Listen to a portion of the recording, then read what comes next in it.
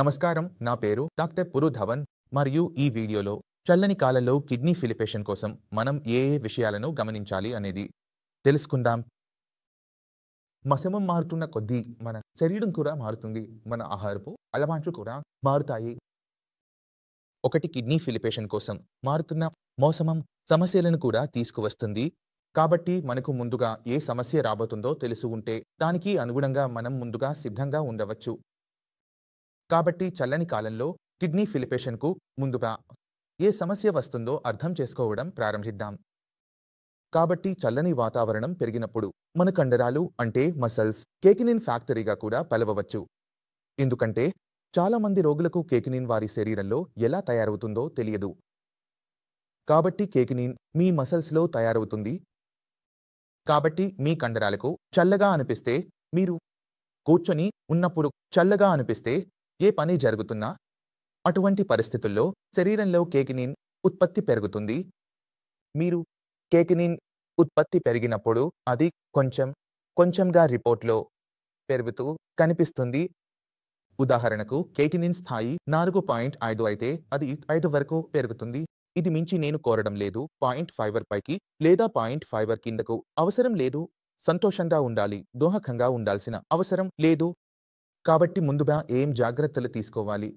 మీ శరీరాన్ని బాగా వేడి ఉంచాలి. మీ చేతుల వేలులు వేడి ఉండాలి. ఇది అమ్మబడింది. మీ శరీరం బాగా వేడి ఉంది.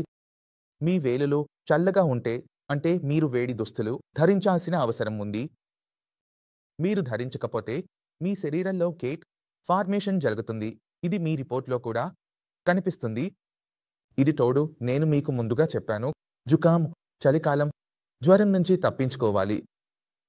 ఎందుకంటే చల్లని కాలంలో జుకాం రావడం, జ్వరం రావడం సాధారణంగా కనిపిస్తుంది. కాబట్టి ఇది జరిగితే కష్టపడాల్సిన అవసరం లేదు. ఎందుకంటే ఇక్కడ కిడ్నీ చెడు కావడం వల్ల కేకినిన్ పెరగలేదు. ఇక్కడ చల్లగా అనిపించడం వల్ల పని కారణంగా, ఇక్కడ దగ్గు కారణంగా మీ కేకినిన్ కొంత పాయింట్ జమవుతుంది. అది కిందకు పడిపోతుంది. అది ఒక నెలలోనే స్వయంగా కిందకు పడిపోతుంది. ఏం చేయాల్సిన అవసరం లేదు. మీరు మీ ఓవర్ హెల్ప్ను నిర్వహించాల్సిన అవసరం ఉంది.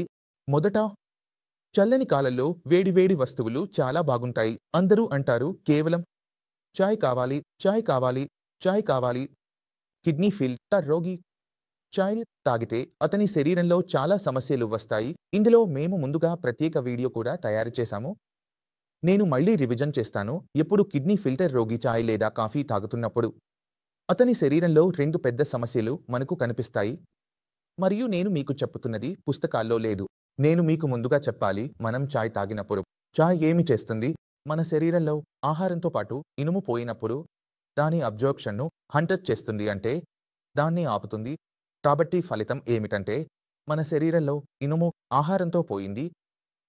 అది మన బ్లడ్లోకి వెళ్ళలేకపోయింది. ఎందుకంటే చాయ్ దాన్ని బ్లాక్ చేసింది. ఫలితం ఏమిటంటే రక్తం లోపం. ఇప్పుడు కిడ్నీ ఫెయిల్ రోగుల్లో ఎరిథ్రోపోయిటిన్ లోపం వల్ల కూడా రక్తం లోపం ఉంది. ఇప్పుడు మేము ఎరిథ్రోపోయిటిన్ను బయట నుంచి ఇంజెక్షన్ ద్వారా తీసుకున్నాము, కానీ మేము చాయ్ కూడా తాగుతున్నాం. కాబట్టి ఆహారంలో ఉన్న ఇనుము బ్లడ్లోకి వెళ్ళలేకపోతుంది. కాబట్టి నా పోయటిక్ మెడిసిన్ పూర్తిగా ఫెయిల్ అయింది. మేము ఖరీదైన ఇంజెక్షన్లు ఇస్తున్నాం, కానీ ఫలితం ఏమీ రాలేదు. రోగి చాయ్ తాగడం ఆపితే రక్తం తయారవ్వడం ప్రారంభమవుతుంది. కాబట్టి ఈ కారణంగా కిడ్నీ ఫిట్ రోగులు చాయ్ మరియు కాఫీని పూర్తిగా తాగరు. ఇప్పుడు ప్రశ్న వస్తుంది, మేము చాయ్ కాఫీ తాగకపోతే ఏమి తాగాలి? కాబట్టి మీరు ఏమి చేయవచ్చు? ఏలకుల సోప్ లేదా మేతి దానాలు, వీటిని మీరు ఉడికించి తీసుకోండి. ఇది మీకు 2 ప్రయోజనాలు ఇస్తుంది. ఇది మీ డైజెషన్ను కూడా మెరుగుపరుస్తుంది మరియు మీకు చల్లకాలంలో అవసరమైన వేడి కూడా అందిస్తుంది. మా ఆరోగ్యం కూడా ముందుగా మెరుగుపడుతుంది. కాబట్టి దీన్ని ప్రతి కిడ్నీ ఫెయిల్ రోగి ఉపయోగించవచ్చు. మీకు ఈ టెస్ట్ నచ్చకపోతే ఇంకోటి నచ్చుతుంది. గులాబ్ పువ్వుల ఆకులు నచ్చితే మీరు గులాబ్ ఆకులను కూడా ఉడికించి తీసుకోవచ్చు. ఇప్పుడు చల్లటి కాలంలో మనం తినే ఆహారం కూడా మారుతుంది. కాజా హల్వా వస్తుంది. గులాబ్ జామున్ వేడి వేడి తినాలనుకుంటుంది, లేదా మేము బొడ్డు చక్కెర తినడం ప్రారంభిస్తాము. కాబట్టి ఈ అన్ని విషయాల నుండి మీరు తప్పించుకోవాలి. ఎందుకంటే మీరు హల్వా తయారు చేసినప్పుడు గాజా హల్వా అంటే అందులో చక్కెర ఎక్కువగా, అలాగే ఖోయా కూడా ఎక్కువగా వెళ్తోంది. అందులో నెయ్యి కూడా వెళ్తోంది. ఈ కారణంగా హల్వా పూర్తిగా ఆపాలి. గులాబ్ జామున్ కూడా అలాగే ఉంది. లావా ఎక్కువగా ఉంటే అప్పుడు చాస్ కూడా చాలా ఎక్కువగా ఉంటుంది. మీఠా తలవా మీరు తినకూడదు. అది కూడా ఆపేస్తుంది. కానీ అతి ముఖ్యమైన విషయం ఏమిటంటే మీ గుడ్డు కూడా ఆపేస్తోంది. ఇప్పుడు గుడ్డు అనేది అందరికీ మంచిది అని చెప్పబడే ఒక విషయం ఇది. చక్కెరలో ఉంటుంది. ఈ చక్కెర అంతగా పెరగదు. లంగ్స్ డీప్ అవుతాయి. చల్లటి కాలంలో ఖచ్చితంగా తినాలి. కానీ మనం బెల్లం తింటే బహుశా మీకు చెప్పిన ప్రయోజనాలు మీకు లభిస్తాయి. కానీ ఒక సమస్య ఉంటుంది. మీ శరీరంలో పొటాషియం పరిమాణం అది ఖచ్చితంగా ఎక్కువగా పెరగడం ప్రారంభిస్తుంది. ఎందుకంటే బెల్లంలో స్టార్చ్ ఎక్కువగా ఉంటుంది. కాబట్టి బెల్లం తయారు చేస్తారు. గన్నా నుండి గన్నా తీసుకుని దాని జ్యూస్ను తీసి ఆ జ్యూస్ను నేను ఇంతటితో గుడ్డు తయారు చేశాను. కాబట్టి మొత్తం గన్నాలో ఉన్న పొటాషియం డైలీగా సమాయత్తమవుతుంది. కాబట్టి మనం కొంచెం గుడ్డు తినినప్పుడు మన రిపోర్ట్లో పొటాషియం పరిమాణం ఒక్కసారిగా పెరిగిపోతుంది. పొటాషియం అధికమైతే డయాలిసిస్ అవసరం, హార్ట్ అటాక్ వస్తుంది. అధిక పొటాషియం ఆహారాలు నిషేధం. డబుల్ డిఫైన్ చక్కెర లభ్యం. రోగి పట్టుకోలేకపోతే రోగి కార్డియాక్ అరెస్ట్కు వెడతాడు.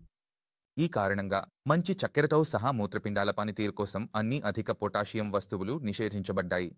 మీరు తినాలనుకుంటే డబుల్ డిఫైన్ షుగర్ నిస్వార్థ మార్కెట్లో లభిస్తుంది మరియు మీరు దానిని ప్రతిరోజు తినాలి. బేసిస్ మీద చేయండి. ఎలాంటి సమస్య లేదు, కానీ మోతాదుకు జాగ్రత్తగా ఉండాలి. కనీసం తక్కువగా ఉంచాలి.